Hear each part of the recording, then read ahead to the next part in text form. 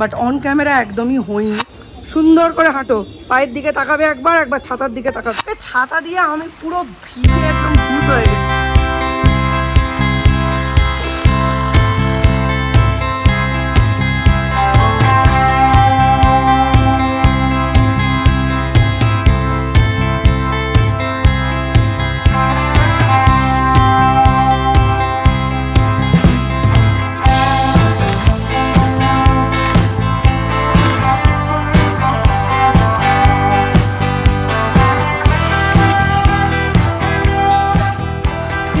পরীক্ষা অঙ্ক পরীক্ষা 3030 থেকে কত অবধি লিখতে হবে?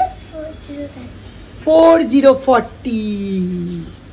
কাল রাত্রির 8:45 নাগাদ সূর্য খেয়েছে 2টো রুটি, ডাল, আলু ভেন্ডি ভাজা আর ডিমের অমলেট।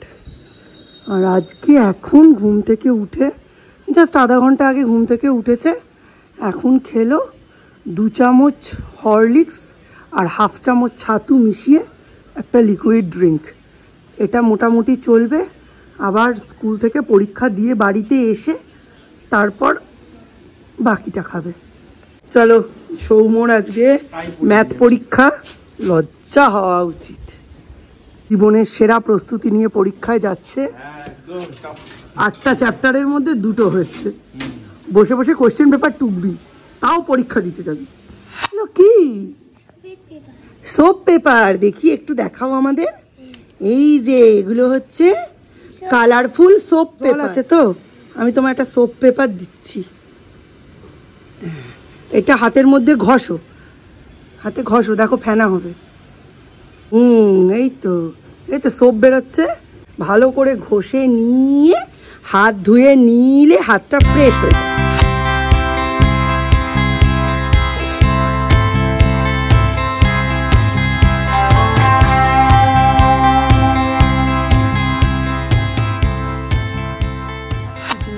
জিনিয়া ব্লগসের নতুন একটা ব্লগে তোমাদের সকলকে অনেক অনেক ওয়েলকাম। ব্লগ অনেকক্ষণ শুরু করেছি, বাট অন ক্যামেরা একদমই হয়নি। এখন দেখলাম রেডি ফেডি হলাম, সৌর্যকে নিয়ে বেরোচ্ছি। আজকে হচ্ছে ম্যাথ এক্সাম, 3030 থেকে 4040 অবধি এক্সাম।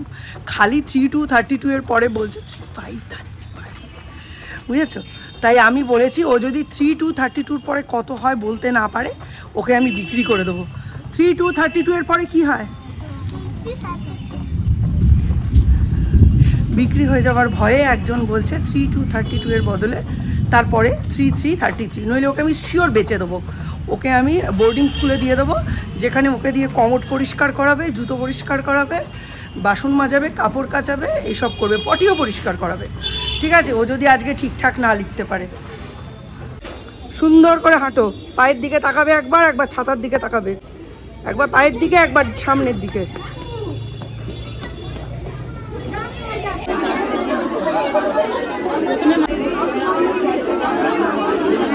সূর্যর মনে হয় হয়ে গেছে, ডাকছে।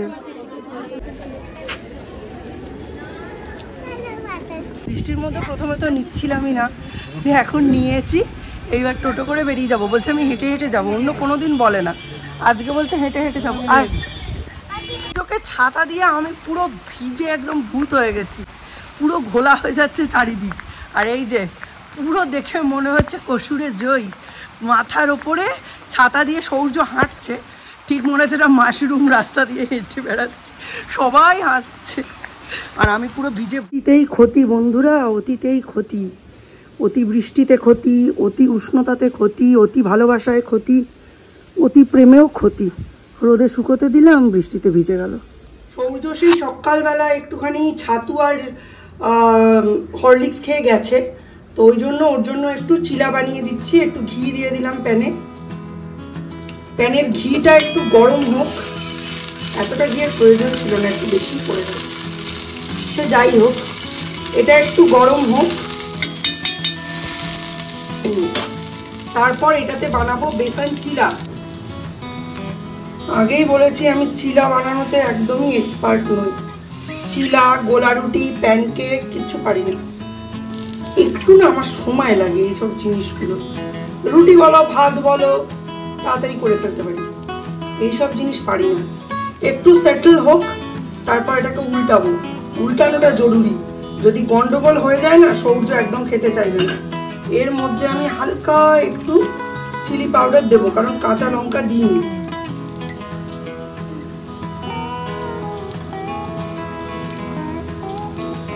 ঠিক আছে, এইটুকুই। জয় মা ভবতারিণী, এরম বিপদে আর পড়িনি, এবার উদ্ধার করে দাও।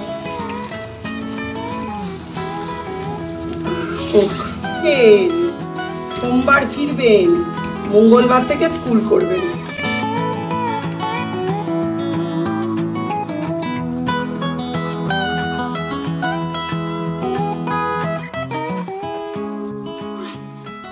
সকাল সকাল আলু, পটল, বেগুন এসব দিয়ে, পেঁয়াজ দিয়ে একটা তরকারি করেছিলাম মিস্টার বিশ্বাসের জন্য।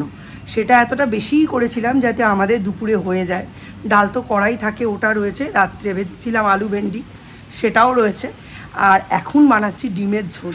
ডিমের ঝোল বানাতে গিয়ে যেন একটা ঘটনার কথা মনে পড়ে গেল। এই কদিন আগে আমার বাড়িতে এরকমই হয়েছিল। খুব গল্প করছি করতে করতে রান্না টান্না কমপ্লিট করেছি। সকলের মাছ আছে, আমার দুবেলা ডিম। খেতে বসে দেখি এক ফোঁটা নুন দিইনি। আমি কি করেছি, নুন দিয়ে জল দিয়ে, গরম জল দিয়ে আবার বসিয়েছি। বেশ ফুটলো। আমি তো জানোই সৌর্য সৌম্যকে খাইয়ে পাঠিয়ে দিই। তারপর আমার খাবারটা বেড়ে ঢাকা দিয়ে আমি স্নানে যাই। স্নান করে এসে পুজো টুজো করে তারপর খেতে বসি। অতক্ষণ পরে ভাবলাম কিচ্ছু না, সব ফ্রিজে ঢুকিয়ে দিয়েছি। দিয়ে ভাত আর ডিমের কারিটা রান্না করে রেখে ঢাকা দিয়ে স্নান করে পুজো করে খেতে বসেছি। তখন বাজে 3:45 বাজে। ও বাবা, কি অখাদ্য খেতে রান্না করেছি। সকলের তো মাছ, ওরা ভালোই খেয়েছে। আমি নিজের জন্য যেহেতু 2টো ডিম রান্না করেছি, নিজের খাবার যেরকম হয় আর কি, ব্যাস নুন দিতে ভুলে গেছি। কী অখাদ্য খেতে হয়েছে। নুন দিয়ে ফুটালাম, তাতেও কিছু হলো না। আজকে মনে করে নুন দিয়েছি। আর যদি নুন কম হয় তোমাদের দোষ। তোমাদের সঙ্গে কথা বলতে ভিডিও করতে আমি রান্না করেছি, তোমাদের দোষ। সারাদিনে মাত্র 2টো পদ রান্না করেও কত পদ হয়ে গেল দেখো। এখানে হচ্ছে ডাল, এটা কালকের। আজকে করেছি ডিমের অমলেট করে কারি। এই কালো বয়ামটার মধ্যে খানিকটা, হটপটটার মধ্যে খানিকটা আছে, বাসি ভাত আছে। এটা হচ্ছে কাল রাত্রে করা ভেন্ডি আলু ভাজা। আর আজকে সকালে করেছি এইটাও, আলু, পেঁয়াজ, পটল, বেগুন দিয়ে একটা তরকারি, পোস্ত বাঁচানোর জন্য। পোস্তর যে দাম, পোস্ত নিয়ে মেনু ভাবলেই গায়ে জ্বর আসে। আর এটা হচ্ছে টাটকা ভাতটা।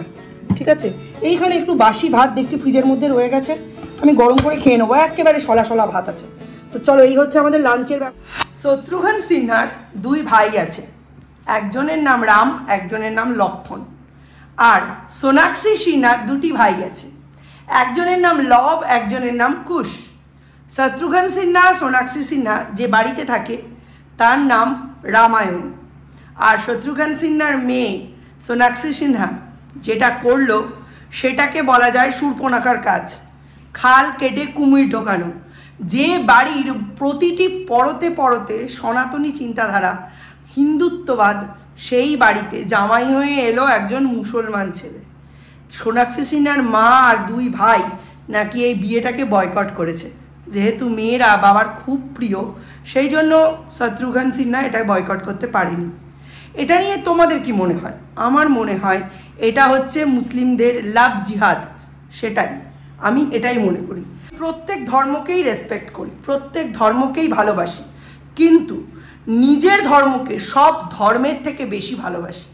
আমার মনে হয় ভালোবাসা, বিয়ে, এই সমস্ত জিনিস সমানে সম ধর্মের, সম আর্থিক ক্ষমতা সম্পন্ন, সম সামাজিক প্রতিষ্ঠাযুক্ত মধ্য দিয়ে হওয়া উচিত। তাতে জিনিসটা অনেক ভালো টেকসই হয়। তবে এদের কি, এরা তো যে কোনো মুহূর্তে যে কোনো সম্পর্ককে ধুলোয় মিশিয়ে দিয়ে নতুন সম্পর্কে লিপ্ত হতে পারে, তাই না? সুতরাং একটা দিক থেকে সোনাক্ষী সিনহা হয়তো ঠিক, সে ভালোবেসেছে, তার মনের মানুষের কাছে গেছে এবং সে যেটাতে আনন্দ পায় সেটাই করেছে। কিন্তু সামাজিকভাবে এরা অত্যন্ত একটা ভুল বার্তা দিয়ে যাচ্ছে, ঠিক যেভাবে করিনা কাপুর দিয়েছে। আমি এই ধরনের মানুষদের ব্যক্তিগতভাবে, হয়তো তোমাদের মতের সাথে আমার মত মিলবে না, প্রচণ্ড ঘৃণা করি। হিন্দু মুসলিম দুজনেই একই বৃন্তে 2টি কুসুম, সব ঠিক আছে। দুজনের ধর্মই সেরা ধর্ম, ঠিক আছে। কিন্তু নিজের ধর্মকে ভেঙে অন্য ধর্মতে যাওয়ার প্রয়োজনটা কি? নিজের ধর্মের স্ট্রং পয়েন্টগুলো খুঁজে বার করা উচিত, নিজের ধর্মকে আরও কাল্টিভেট করা উচিত, নিজের ধর্মকে আগে বাড়িয়ে নিয়ে চলা উচিত। যদি সেরম হতো, সেই মুসলিম ছেলেটি কি হিন্দুত্ব গ্রহণ করে তোমার সমাজে এসেছে? আসেনি। এখানেই বোঝা যায় তার ধর্মের প্রতি তার ভালোবাসা, আনুগত্য ঠিক কতটা, আর তোমার ধর্মের প্রতি তোমার আনুগত্য ঠিক কতটা।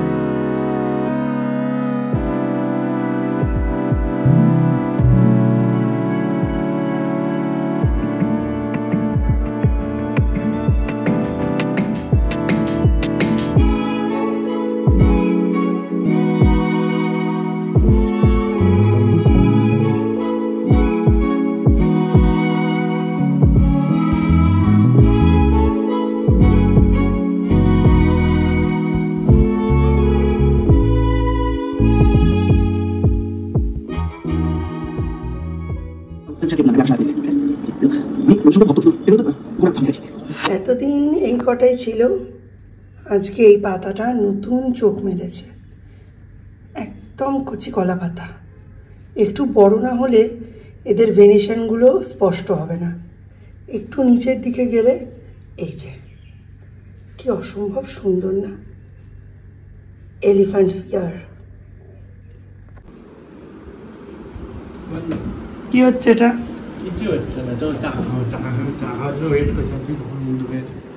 লজ্জা করে না? চা করে আনবি মুখের কাছে। লাইট ফ্যান বন্ধ কর, 5,000 টাকা বিল এসছে।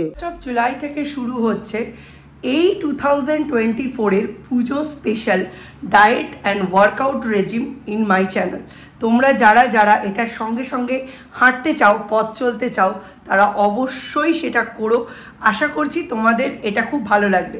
কোনো গোল নেই, কোনো রেস্ট্রিকশন নেই, নাথিং অ্যাজ সাচ।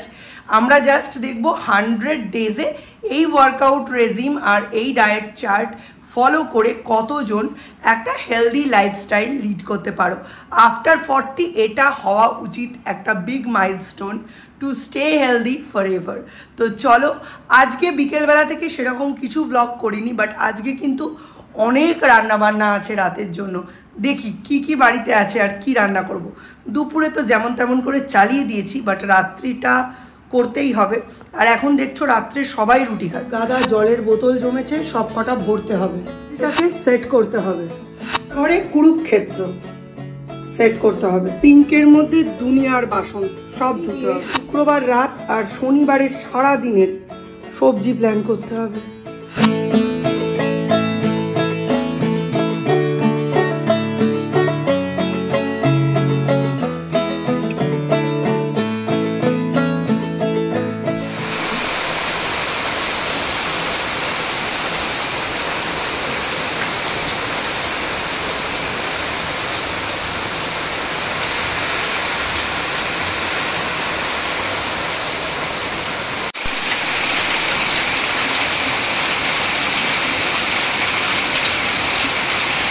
প্রচণ্ড জোরে বৃষ্টি নেমেছে। আজকের দিনের শেষটা খুব সুন্দর হলো। আজকে সারাটা দিন বৃষ্টি এবং ভিজে জামা কাপড়ও নেই, ভিজে জামা কাপড়ের স্মেলও নেই। দারুণ কাটলো আজকের দিনটা। তো চলো, আজকের মতো ব্লগটা এখানেই এন্ড করছি।